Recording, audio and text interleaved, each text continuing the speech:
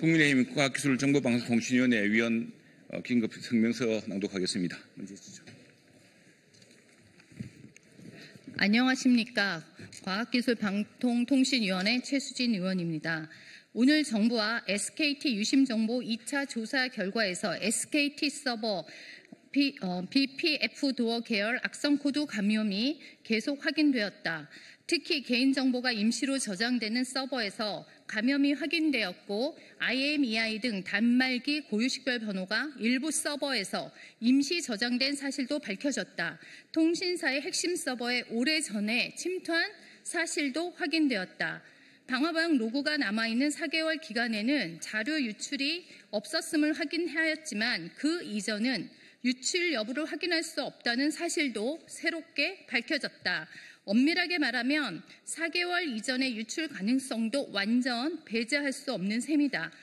특히 지난 연말 미국의 중국계 해킹 그룹 솔트 타이푼 침투 사례에서 미국 대통령 후보, 대통령 당선자 같은 정부 지도자의 통신 내역까지 해킹될 수 있다는 위험이 확인된 이상 이제 우리나라도 국가적, 총체적 대응 노력이 긴급하다. 정부는 조사 결과를 투명하게 공개했고 추가 피해 방지를 위해 통신사 및 플랫폼 기업과 협력하고 있으며 SKT의 경우 국민 피해를 예방할 수 있는 조치가 강구되고 있지만 이번 사태는 새로운 국가적 대응을 요구하고 있다. 이에 과학기술정보방송통신위원회 국민의힘 위원 1동은 정부와 SKT에 다음과 같이 요구합니다. 정부는 앞으로 있을 추가 조사에서도 투명한 조사 결과 공개는 물론 국민 피해를 절대적으로 방지하기 위한 범정부 차원의 노력을 지속해야 할 것이며 추가 피해 방지를 위한 시스템 가동에 만전을 기해야 합니다. 또한 SKT 해킹 사고와 유사한 통신사에 대한 해킹 사고가 작년 미국에서 보라이즌, AT&T 등에 벌어진 중국 해킹 그룹 솔트 타이푼을 통해 이루어졌음을 국회 청문회를 통해 확인했습니다. 이에 국민의힘 과방위 위원들은 사이버 안보 대응 체제의 질적 제고와 국가적 차원의 총력 대응이 필요함에 요청했습니다.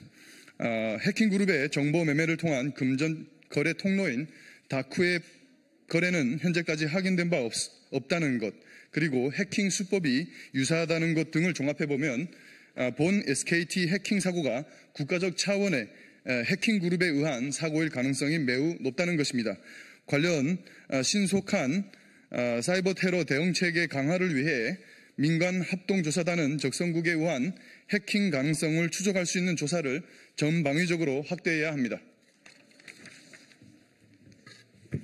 국민의힘 과방위 위원 1동은 정부 관련 당국이 기존의 악성 코드를 모니터링하고 공공기관과 기업에 전달하는 역할, 그리고 다크웹 상황을 분석하는 정도의 역할에 그치지 않고 국가 전략적 차원의 사이버 국민 보안 대응 체계를 높여줄 것을 요청합니다. 국내 정보통신 기업들 또한 정보보호 관리 수준을 최상급으로 높여 사이버 공격에 기업 경영이 위협받지 않도록 해야 합니다.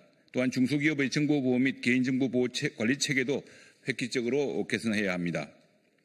이를 위해 국민의힘과 다가올 대통령 선거를 통해서 선출될 새로운 정부는 국가 사이버 안보 대응 시스템을 대통령 산하의 과기부, 국방부, 개보위, 방통위, 국정원 같은 관계부처와 기관과 합동해서 조직하고 국가 사이버 안보 거버넌스 로드맵과 관련해서 각 기관과 설립, 예산 확보를 추진할 계획입니다.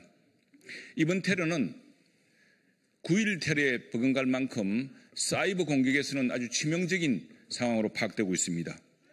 미국 의회가 9.11 테러 이후에 그동안 미국의 분산된 국가정보 시스템이 테러를 사전에 방어받지 못했다는 그런 교훈을 발판으로 국가정보국을 신설해서 테러 공격 전체를 관장했듯이 앞으로 우리나라에서도 사이버 공격과 사이버 테러를 방어하기 위한 국가 총력 체계가 절실합니다. 국민의 개인정보 보호는 국가안보의 핵심이자 국민안보 그 자체입니다. 국민의힘 과방위원 1동은 SKT 해킹 사고를 계기로 국민안보를 위한 투자와 시스템 운영의 필요성을 다시 한번 환기시킵니다. 대한민국 정부와 기업과 함께 우리 대한민국의 국민 사이버 안보 국민과 국가를 적성국가와 위험한 세력의 사이버 공격 테러로부터 보호하기 위해 최선을 다할 것입니다. 예, 감사합니다.